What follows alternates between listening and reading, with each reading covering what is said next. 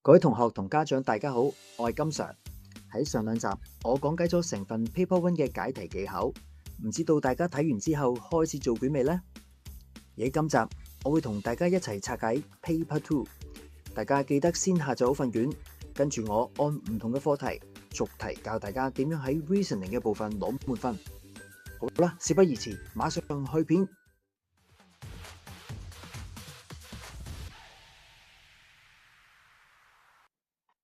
好啦，嚟到第一個重點，喺我哋解題之前咧，我哋先睇一睇咧呢一個嘅總表，睇睇喺2023年嘅 Paper Two Reasoning 嘅部分咧，每一條嘅試題分佈。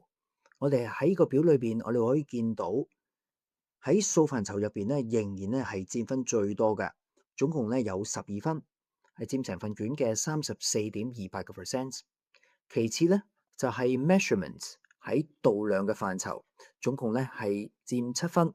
佔成份卷嘅20%，再跟住咧就係 place value 位值嘅部分，就總共咧係佔5分，佔成份卷嘅14.28%。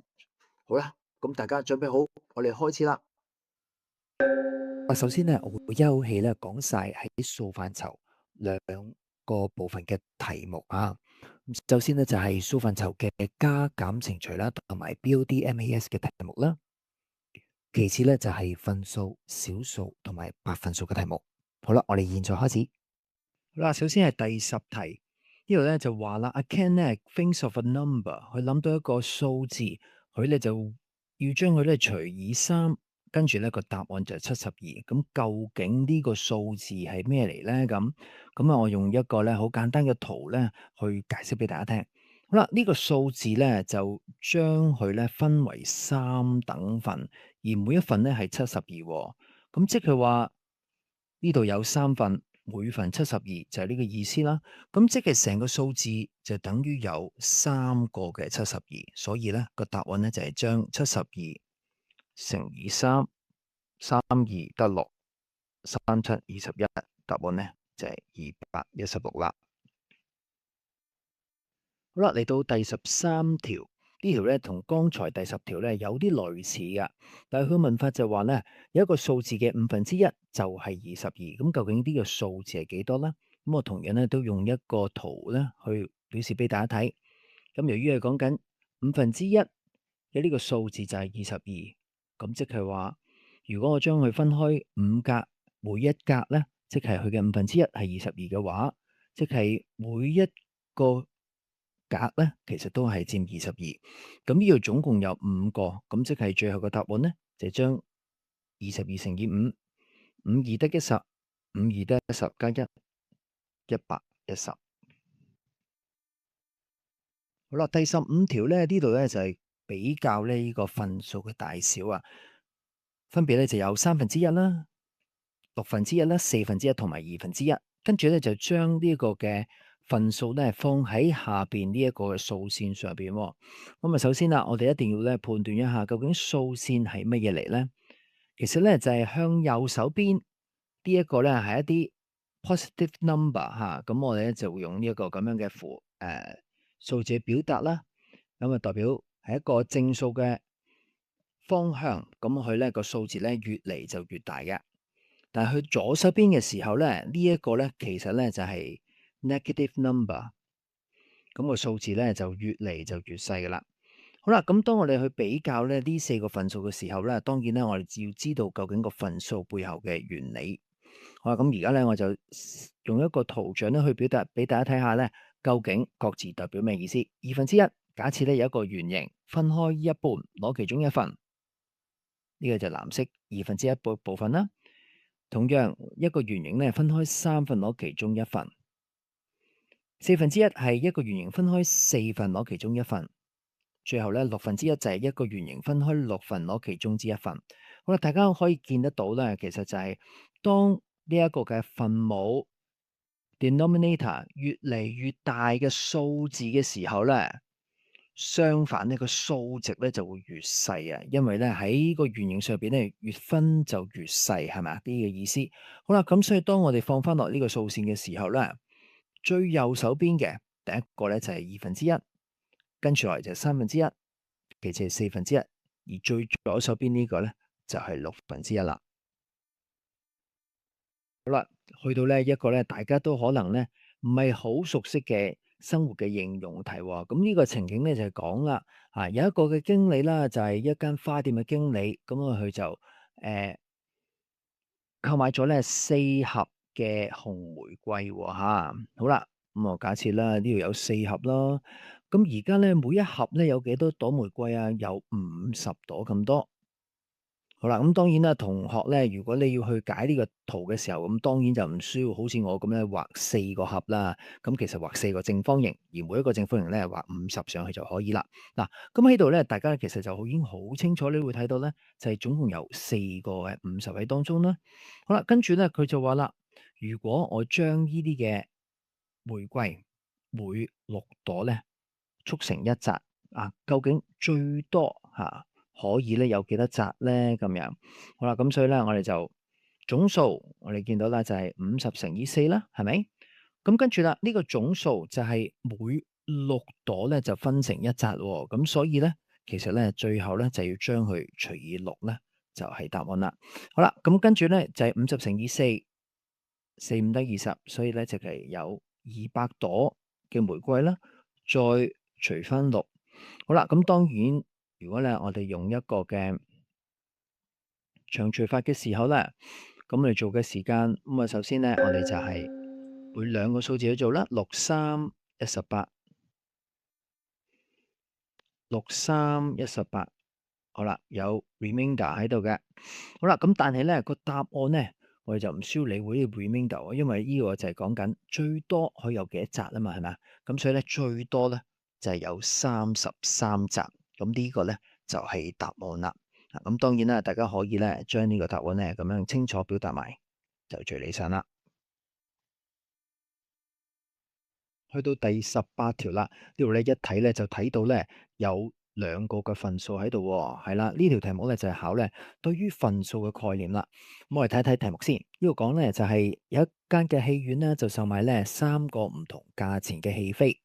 好啦，咁我就用一個好簡單嘅長方形咧去代表咧所有嘅戲飛啦。好啦，而其中咧1/20係價錢 A。好啦，咁而另外價錢 B 嘅咧，就係佔所有戲飛嘅3/5。好啦，咁當我擺上去嘅時候，呢個部分咧就係3/5啦。而餘下嘅部分就係 C，咁即係咧剩低藍色嘅區域咧就係 C 啦。好啦，但係我哋點樣去計咧？如果大家咧仲記得咧，我喺上一集咧講到喺份數嘅加減嘅時間咧，當我哋進行加減嘅時間分母咧，一定咧要一樣先進行通分，我哋先可以做到咧加減啊。咁所以 B 咧同樣咧都要咧係通分喎。咁呢度咧我用個圖咧去表達俾大家睇到。好啦，咁而家咧大家一樣等份嘅時候咧，我哋就可以做相減啦。咁但係正式佢運算嘅時候點樣做咧？我哋咧就可以留意到啦。總共成個長方形咧就係整體1啦。好啦，我哋減去首先 A 嘅部分1/20。好啦，再減去 B 嘅部分係3/5。好啦，剩低嘅就係圖中咧所顯示嘅 C 啦。好啦，當我哋去做嘅時候，我哋都見到啦，喺圖上邊咧已經咧全部咧都分咗20份啦。咁所以成個整體總共咧分咗20份。好啦，減去 A 嘅1/20，亦都減去 B 呢度有幾多咧？咁如果當我哋運算嘅時候，5×4得20，3×4=12，即係話咧喺 B 嘅位置咧，總共咧就有12格啦。好啦，當我哋將20減1再減12嘅時間咧，答案咧就係等於7/20。咁同學咧清楚表達咧成條嘅運算嘅過程，亦都答案正確，就可以攞足2分啦。嗱，19條咧，佢就話啦，究竟咧呢一個方格究竟係代表咩意思，而令到咧整個嘅除式係正確嘅咧？咁首先咧，我哋用一個好簡單嘅例子比如10除以幾多係2啊？咁大家咧相信咧，大家都知道係5啦，係咪？好啦，調翻轉問啦，咁10又除幾多係5啊？咁大家咧亦都知道啦，應該咧係二啊，係嘛？咁所以咧，其實咧，當我哋會見到後邊咧呢兩個嘅數字咧，其實相乘咧就會等於前邊啦。同樣地，如果將前邊呢個十呢個咧被除數咧去除以是但一個嘅除數嘅話咧，就會得出咧另一邊嘅答案。咁所以喺呢度嚟講咧，我哋就將15,000咧除翻呢一個75就可以啦，就正正咧就係將呢個原本嘅 missing number 乘翻75就等於15,000啊嘛，係咪？咁所以我哋將15,000除翻其中嘅一部分75咧，就可以揾到呢個 missing number 啦。好啦，當我哋要除嘅時候咧，呢個咧我哋會諗到啦，咦，剛剛咧25得10，27 14加15，好啦。剛剛好咧，就係可以除得盡咯喎。咁最後咧，我哋只係需要咧補上兩個零就係答案啦。咁所以最終嘅答案就係200。好啦，嚟到第20條，呢條咧就係考呢個長乘法嘅題目。咁呢度咧就問啦，究竟你呢兩個方格係代表咩數字咧？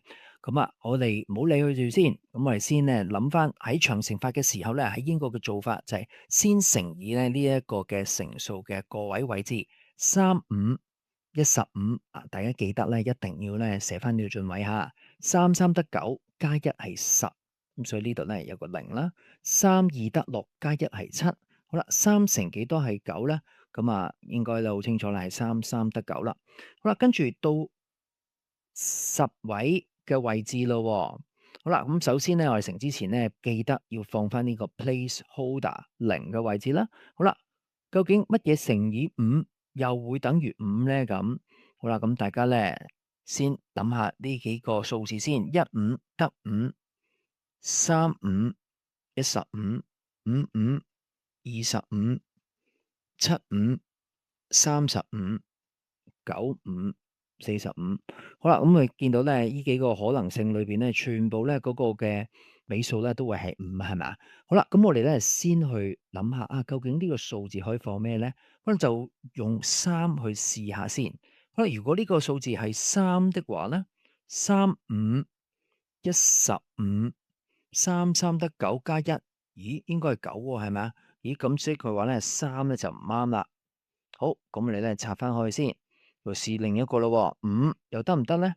好，如果你用5嘅話咧，5，今次係25，53 15加2係17，52得10加1係11，53 15加1係16。咦？似乎咧呢個係正確喎，咁所以咧我哋用翻5可以去做就正確啦。好啦，咁我拆翻呢個先，咁啊等大家咧可以清晰一啲。好啦，咁所以咧呢度咧我哋最後咧個答案咧就係等於一個係3啦，另一個數字咧係5，咁答案咧就可以攞到2分啦。好啦，喺呢條題目裏邊咧，就有一個咧 regular 嘅 hexagon，一個咧正六邊形啊。究竟係咪考緊呢一個圖像啊？咁樣啊？咁但係其實咧呢度咧係考緊咧大家咧對於 fraction 分數嘅概念喎。咁 fraction 即係話我要將呢一個六邊形係將佢咧去分開唔同嘅部分啦。咁究竟點樣分咧？咁嗱，好簡單咧，我哋就首先咧按翻本身個圖咧本身去劃分一啲嘅線段先。咁你見到咧呢度咧有一條嘅線段係嘛，有一個嘅對角線呢度咧咁樣畫咗落嚟啦。好啦，咁如果我再加多一條嘅對角線，可以點樣加咧？咁我哋可以咧加喺打橫先。咦，當我加喺打橫嘅時候咧，我哋見到咧下邊咧有1、2、3，有3個大嘅三角形係嘛？好啦，咁呢度如果又再加多個對角線嘅話咧，上邊咧整個圖咧有1、2、3、4、5、6個大嘅三角形喎。好啦，但係而家咧呢度咧，我哋見到咧有一條嘅直線喺度係咪？就將呢個大嘅三角形咧分開一半啦。咁我哋咧都跟埋一齊分啦。好啦，分開一半，而家每一個三角形咧都分開晒一半啦。好啦，而家咧成個圖裏邊咧，大家都可以見到咧係將成個嘅六邊形咧係均等分開唔同嘅部分。咁有幾多部分咧？有1、2、3、4、5、6、7、8、9、10、11、12，總共咧就有12個等份。咁但係咧實際個題目咧，佢就話啦，有幾多個部分係 shaded area 啊？咁呢個總共有1個、2個同埋3個嘅部分咧係 shaded area，即係有一個咧着色嘅部分。咁所以最後嘅答案咧係3/12。咁當然啦，如果咧同學咧喺呢一個作答上邊咧係用一個最簡嘅分數作答咧，一樣咧都可以攞足1分㗎。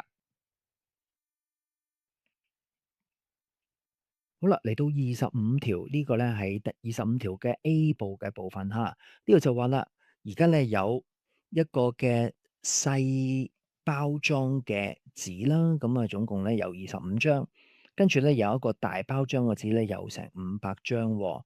好啦，咁究竟細包裝嘅可以咧要幾多包先可以咧做到大包裝咧咁樣？好啦，咁呢度咧，我哋去諗嘅時間咧，我哋可以試下慢慢咧去做一個嘅推進喎嚇。咁點樣推進法咧？咁首先，我哋咧將25變做一啲嘅大啲嘅整數先，例如25乘以2，得出嘅咧係50喎。嗱，咁點解要將佢乘以2等於50咧？因為咧呢度咧，你見到大嘅包裝咧係500啊嘛，係咪啊？咁所以咧，如果我哋乘以50嘅時候，我哋再將50乘多10倍嘅話咧，正好咧就等於500啦。好啦，咁所以呢度咧，你會見到咧，分別有2次嘅乘法，一個係乘以2啦，另一個咧係乘以10，係咪？所以最後我哋要將細包裝要倍大幾多倍先會等於500咧？就分別乘2再乘10，即係話2乘10，最終嘅答案咧就係20啦。咁呢個咧就係呢條題目嘅解題技巧。跟住嚟到咧數範疇關於咧位值嘅部分，咁我哋一齊留意下以下嘅題目啊。呢條嘅生活情景題咧就關於咧同溫度有關喎。咁但係呢度咧列出咗咧有5個嘅唔同嘅溫度啦。咁佢哋就希望咧大家咧就將咧呢啲嘅溫度咧就將佢係排次序啊。由邊個開始啊？Starting with the lowest，即係由最低個溫度開始。好啦，咁大家仲記唔記得咧呢條嘅數先啦？我哋講過咧，喺越右手邊嘅地方咧就會係越大啦，而越左手邊咧就會越細喎。嗱，咁記得咯，右手邊呢一個咧係 positive 嘅 integer 啦，係正數嘅數字，而呢邊左手邊咧係 negative 嘅 integer。咁所以咧喺呢個嘅負數嘅數字嚟講咧，越負個數字越大嘅話咧，佢就會係越細啦。咁所以喺呢度嚟講，我哋見到咧邊個數字最大啊？10最大啦，而佢係負數啊，係咪啊？咁所以咧呢度咧最細咧就係呢個溫度啦，零下負10度。咁其次係乜嘢啊？咦，會唔係6咧？唔係喎，因為6咧係一個 positive sign 係咪啊？咁所以咧，下一個嘅負數就會咧出現喺咧呢一個4嘅位置啦，佢都係負數。咁所以咧，另一個就係-4度。咁再落去嘅時間，咁留意咯，再落去嘅時間咧，我哋剩翻6度啦、1度啦，同埋3度。咁呢3個咧都係一個 positive integer 嚟噶，係一個正數嘅數字。咁所以正數數字咧就用翻我哋咧平時咧對於數字嘅理解啦。咁所以正數1喺中間，跟住係3度，最大嘅咧就係6度。嗱，咁呢個咧就係呢個題目嘅解題技巧啦。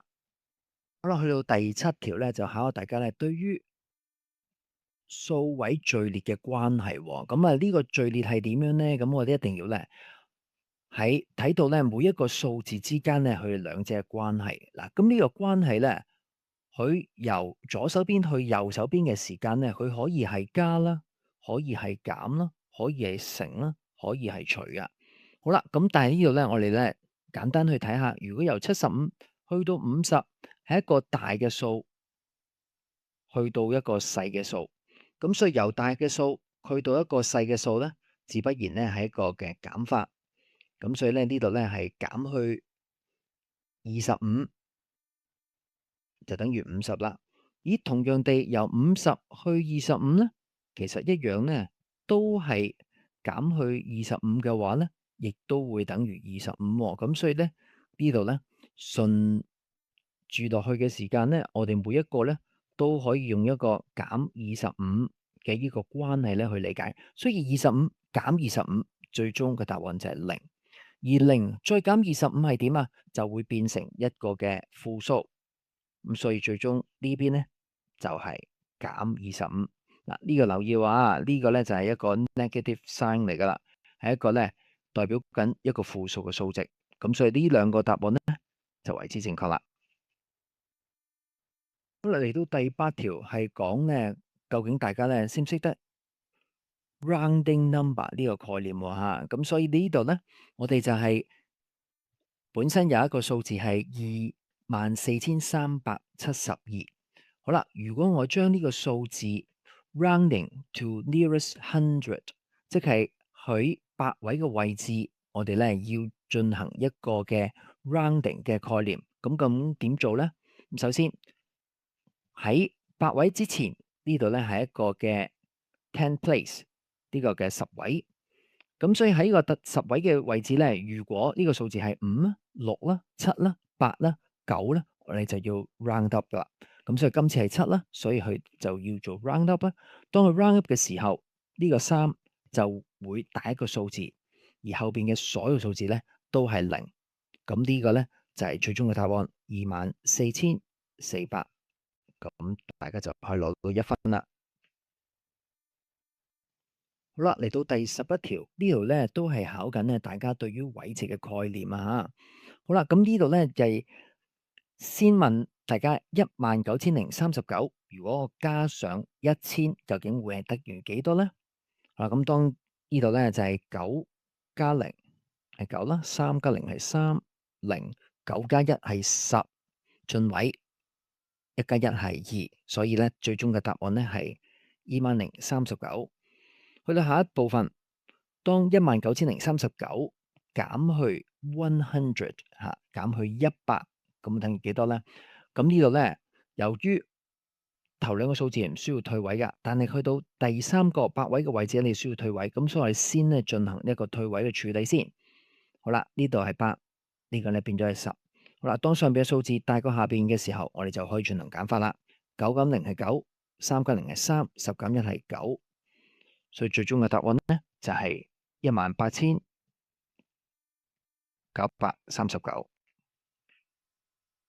嚟到第4個部分就係關於 ratio and proportion 嘅部分。呢個部分咧都相對嚟講咧係比較困難高一啲㗎，所以大家你一定要留心啦。好啦，嚟到第5條就講緊咧好生活化嘅例子啦。呢度咧有私家車啦同埋電單車。咁啊，一般嘅電單車咧都係有2個轆啦，而私家車咧就有4個轆啦，係咪？咁而家咧有個朋友就係將佢咧就數到有3架嘅電單車啦，同埋5架嘅私家車。咁佢數到咧總共個轆咧就有28個轆喎。咁究竟點解佢唔啱咧？咁好啦。咁當大家咧將所有嘅資料，好似而家咧金 Sir 咁列晒出嚟之後咧，我哋嘗試計一計咯。私家車4、5得20，總有20個轆；而電單車咧2、3得6，總共有6個轆，所以加埋總共係20個轆。好啦，咁當然咧，呢個朋友咧去計嘅時候咧就計錯數啦。咁我哋點樣去表達咧？我哋就可以直接咧將大家剛才咧列式嘅算式，我哋寫出嚟就可以啦。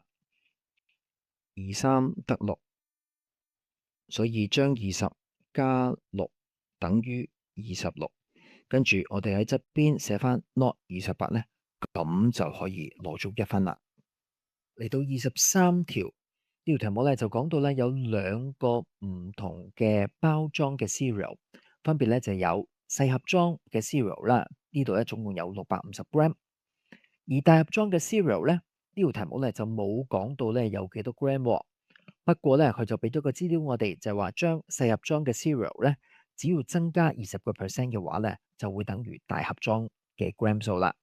好啦，跟住去到第2行，佢就話啦，one portion of cereal is 40 grams，即係話大約係一殼嘅 cereal 咧，就大約有40 gram 嘅份量啦。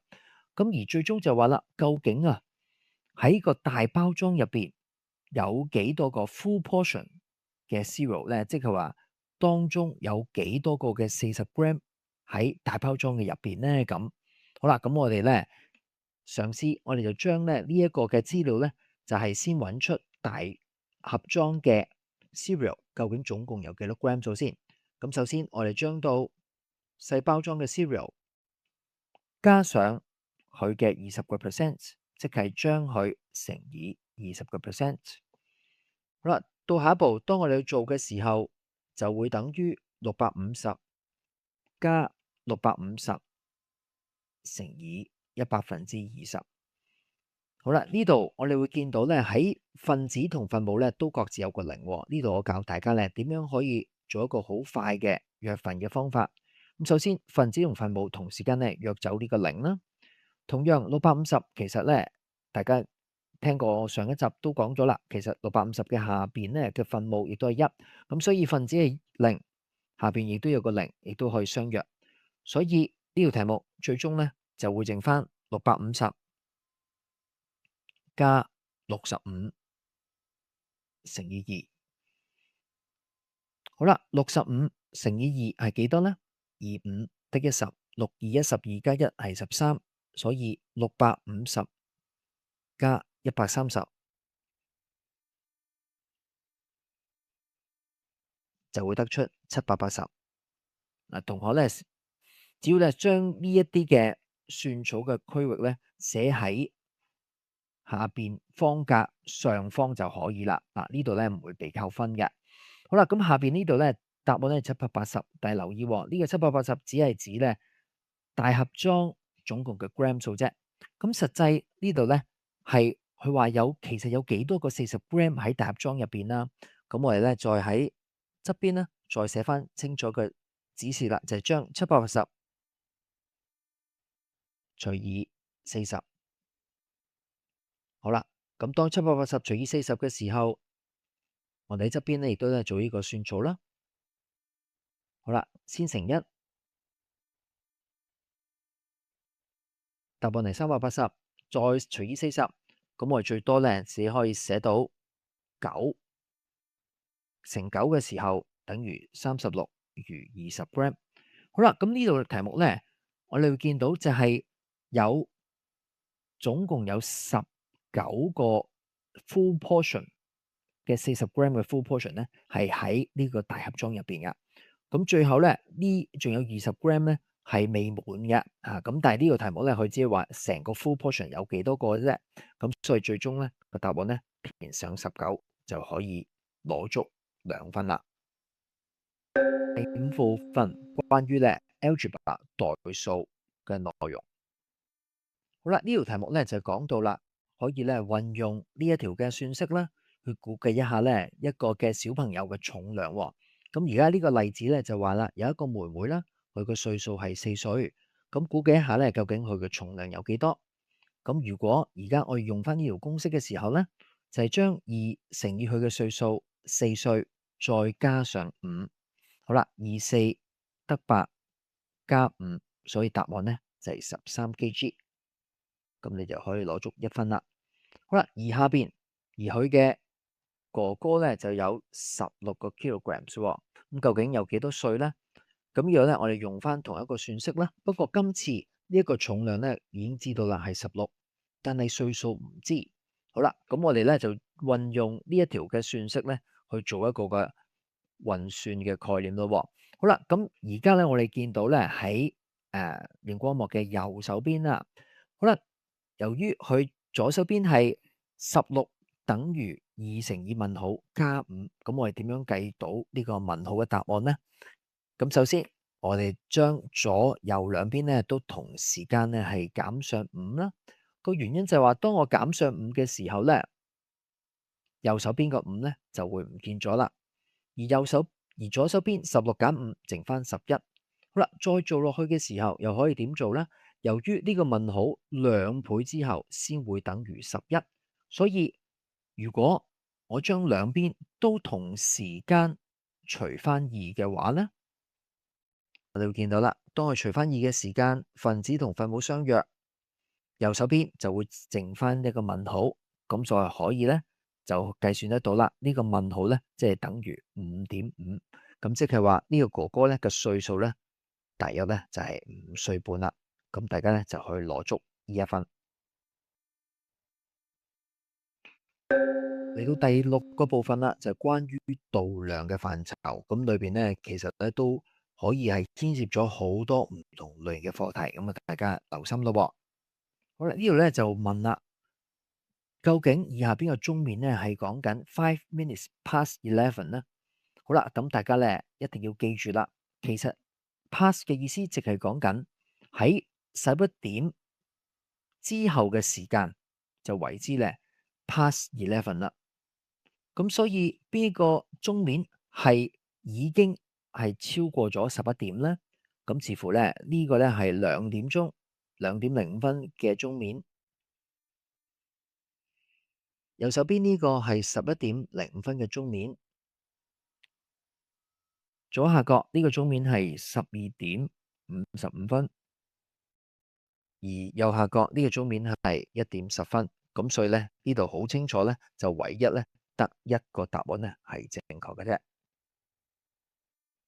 好啦，嚟到第6條呢度呢就係話啦，有個小朋友買呢1升嘅蘋果汁就要1.39磅喎。咁而家佢俾5磅嘅 notes 嘅時間，究竟佢可以找翻幾多錢呢？嗱，當我哋咧去計算一個咧係找續嘅課題嘅時候咧，大家要留心嚇。你去俾錢啊嘛，係嘛？咁所以一定係要夠錢俾嘅。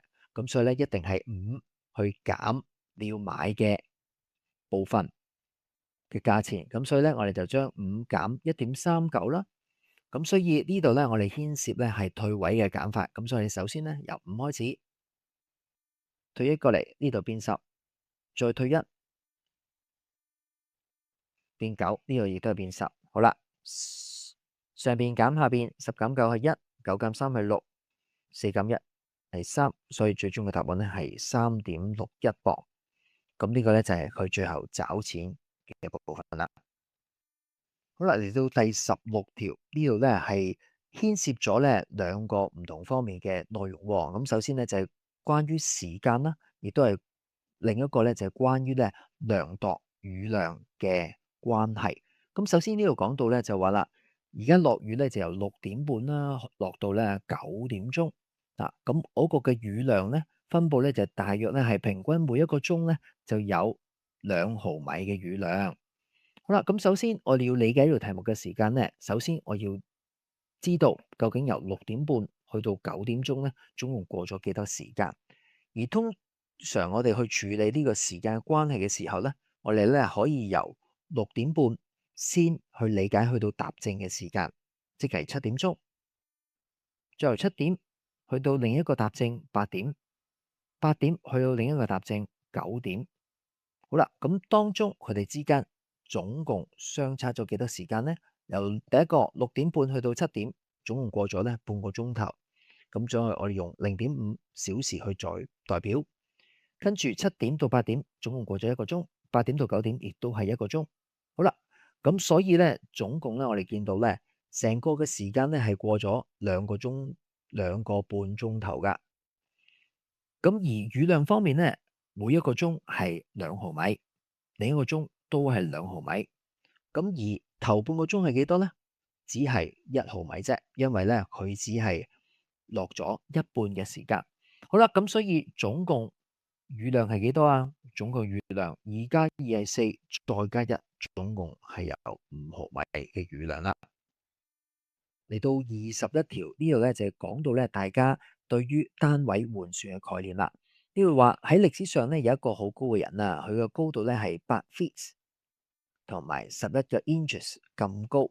咁啊，但係我哋要換算翻喺厘米做表達嘅時候，可以點做咧？呢度就講到啦，每一個 feet 咧就係有30個 centimeters。咁由於而家係8 feet 啫嘛，係咪？咁所以我哋將8乘以30啦。跟住我哋再加翻幾多個 inches 咧？每一個 inches 係2.5嘅 centimeters，即係話將11乘翻2.5咧就可以啦。好啦，當我哋做運算嘅時候，8324即係240啦。我哋再加翻11乘以2.5，好啦，咁我喺上一課都有教過大家啦。咁我哋直接咧將11先乘以25先。好啦，咁我哋咧先喺個位咧相乘，5一得5，5一得5。好啦，咁而下一個咧，我哋先補上呢一個 placeholder 啦，2一得2，2一得2，答案係275。但係大家要記住啦，因為個題目本身咧有一個小數位，我哋補翻呢個小數位上去，所以最終咧就係27.5嘅 centimeters。我哋再加翻240。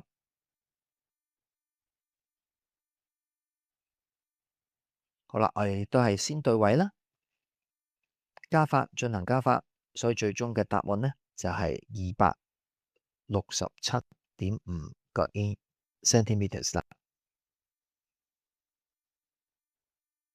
好啦，嚟到25條嘅第二個部分，呢個講緊咧，而家咧呢一盒嘅大盒裝嘅紙咧，總共咧係有2.4嘅 kilograms 咁重噶。咁究竟相對每一張紙係有幾多 gram 啫？咁當我哋去計算嘅時候咧，我哋會見到咧被除數咧就係2.4嘅 kilogram。咁但係由於咧呢條題目咧牽涉咧要變成 gram 啦，咁所以咧我哋留意啦，一個 kilograms 咧就等於1000個 gram。咁所以我哋首先將2.4乘分1000先。好啦，跟住我哋咧呢條題目咧佢就話啦，分翻每500張紙就去計翻每一張紙有幾重。咁所以我哋就最後咧就再除翻500。好啦，當我哋計算嘅時候，我哋會見到咧2.4乘以1000。咁我上集亦都講過啦，就係由於個數係倍大嘅，咁要向右移，小數點向右移。不過今次係有1000有3個零，所以向1、2、3右移3個位，所以最終嘅答案呢係得出2400。好啦，將2400再除翻500。好啦，當我哋做嘅時候咧，呢度咧金 Sir 咧教大家有2個方法。好啦，首先咧就係將2400除以500嘅時候，咁就好似頭先我哋所講，上下分子嘅零相約，直接將24除以5，我喺側邊呢度寫上24除以5， 54得20，最後補上0， 500得40，所以答案呢就係等於4.8 gram。好啦，咁金 Sir 話咧有另一個方法係咪？咁我哋另一個方法咧，我哋可以咧咁樣寫咯，就係基於喺頭先嘅2400除以500呢個方法之上咧，我教大家咧可以將佢咧先配大2倍。好啦，當配大2倍嘅時候，答案咧就等於4800除以1000。好啦，同樣我哋見到咧分子同分母大家都可以相約，咁最後48除翻10咧，一樣就可以得出4.8啦。嗱，咁呢個方法咧都係一個運算嘅技巧，咁大家咧可以下一次遇上類似嘅題目嘅時候咧，都可以將佢先配大，將個分母變做1000咧，就可以更加快捷咧就可以計算到答案啦。好啦，嚟到第7部分 Geometry 嘅題目，咁呢度咧大家可以留意一下，究竟咧唔同嘅圖像咧或者角度之間嘅題目嘅關係喎。嚟到第9條，呢條題目咧純粹嚟考咧對於圓形嘅形式有幾多。咁呢度咧有幾個唔同嘅術語啦，分別有 circumference 圓周啦、diameter 直徑同埋 radius 半徑。好啦，咁首先圓周即係圍住圓形嘅最外邊嘅長度，呢個就係圓周啦。而 diameter 係會先經過圓心嘅一個最長嘅直線，咁就係第一個圖啦。而 radius 就係經過圓心去到圓周嘅一半嘅長度，呢個就係 radius 啦。咁大家咧3個答案都啱晒咧，就可以攞足滿分啦。好啦，嚟到第14題呢度咧，就係講緊大家咧識唔識得進行一個角度嘅量度喎嚇，咁所以咧大家咧去考試嘅時候一定咧要帶埋大家嘅量角器啦。今日就話啦，究竟 A 呢個角度咧係有幾大咧？咁當大家去進行量度之前咧，咁今 Sir 咧俾一個 tips 大家先。咁首先可以咧喺個圖上邊咧先畫上一個直角喎。咁直角大家都知道咧係90度啦，係咪？咁呢個角度咧會見到咧係大過咧90度啊，咁所以呢個答案咧必然咧你係量度到咧大過90度，但係咧又細過180度嘅話咧就會係正確啦。咁而根據呢一個嘅 marking scheme 嘅標準咧就係大約如果大家咧係量度到128度到132度之間咧，就可以攞到1分啦。嚟到第8個部分都係關於幾何嘅內容嚇，不過咧呢度咧就會牽涉咧一啲 coordinate、translation、reflection 或者呢一啲嘅對稱嘅概念，咁大家密切留意啦。好啦，首先咧第3條呢度咧就係考核啦，大家對於 Point C 佢個坐標嘅位置係幾多咧？咁首先咧大家要寫出坐標嘅時候咧，大家一定要留意下。咁我哋先寫上咧 X 軸嘅坐標啦，再寫上 Y 軸嘅坐標。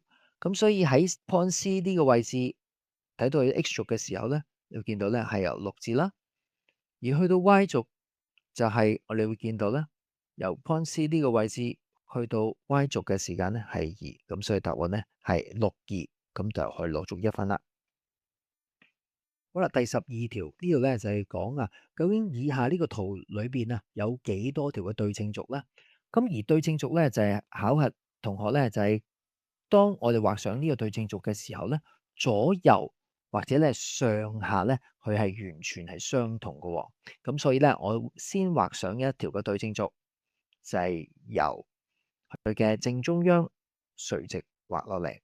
好啦，另一條嘅對稱軸咧就係由水平嘅位置畫過去。咁咧我哋見到咧上下左右咧都會咧係平均分咗一樣噶啦。